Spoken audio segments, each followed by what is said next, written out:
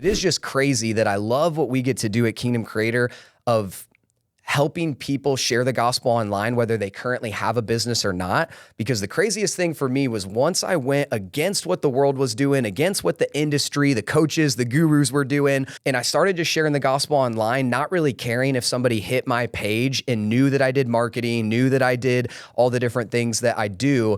And all of a sudden, more work started coming to me. More money started coming to me. More Matthew 6:33, seek first the kingdom and all these things will be added to you. And it can get hard. I know you've experienced it as well. It can get hard to stay focused on that, but it is crazy how the right doors open, the money comes, I love what you say that God gave you of, hey, you worry about souls, I'll worry about the sales. And that's something I also try and live by as well, is like, dude, if I just use my platforms, my gifts to bring people into the kingdom, then I'm totally of the belief that God's going to take care of the rest. He's going to put me on the right places, connect me with the right people, invite the right people to work with me and all of that type of stuff. So facts, big facts. Yeah. It's so hard to stay there. Like you got to wake up every day and make the decision that you're going to live there. Yeah. That my business needs my ministry to be successful, not the other way around. Right. And so, this is good. Let's dive into this a little bit more. So why do you think your natural gifting of music and marketing and all that sort of stuff, why do you think it matters for the gospel? That's such a good question. I think there's just, like you said, any of those things, any gift that the Lord has given us is simply a vehicle to connect with certain people. I'll never forget this. I was at a bachelor party and I was talking with one of these guys. It was actually the groom that we were celebrating. It was his cousin. We were having a conversation and he didn't own a business at the time or anything like that. And I'm not sure how we even got on the topic, but basically he said something to the tune of, all right, so if you have a certain kind of business and I have the same kind of business, you don't feel some type of way that I might be stealing business from you and vice versa, like we're competing? And I said, no, because we're going to run our businesses differently. We're different people. We're different CEOs.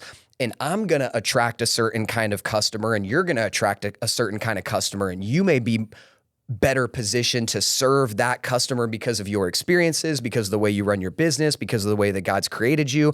And I'm going to be better suited to serve my customers because of the way that God's created me, because of what I've gone through, because of what he's done in my life and all those different things. And I think it's the same thing with our gifts in general, that the gifts that God's given us, they're simply different vehicles that certain people will connect with and will come to know God through our gifts as long as we are faithful to use those for his glory. You're going to be able to reach certain people. I'm not going to, and vice versa, just because of the life experience that God's allowed us to live. And I love it that we're all so different. No one person, no two people have the same fingerprint. And in the same way, no two people even have the same giftings. There's a certain kind of gift, but the way we express it, the way we use it, the experience that we've lived and all those different things, it makes the way that we're able to use those to connect with people totally different. Both of us are gifted in the realm of communication, but that doesn't mean that the way we express it, the way we utilize it is going to draw in the same kind of people. And so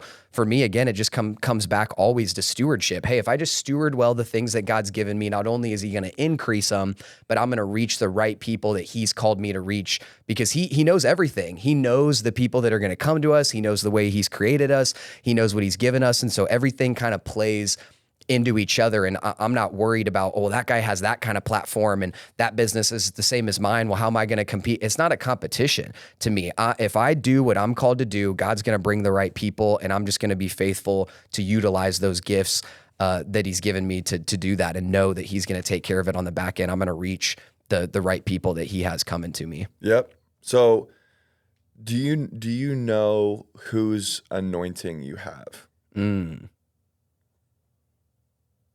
Because I do. I was about to say, maybe dive into that a little bit more. I want you to try to figure it out. Whose anointing? Oh, do you mean, that's what I'm saying, is there more? You answer it the way that you think makes the most sense to you. I'm not going to punish you for being wrong.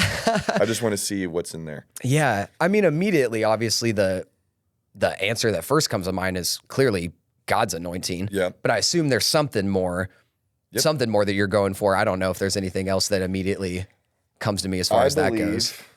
That you have Daniel's anointing. I do remember you just recently talking about this, so please explain. Yeah. So that's why I feel like God has us running together, particularly in this season, because I know that I have Daniel's anointing. If you enjoyed that clip and you want to watch another video like it, you can just click right over here. Or if you want to see my other channel, Directed Life, full-length interviews and really deep conversations, you can click over here.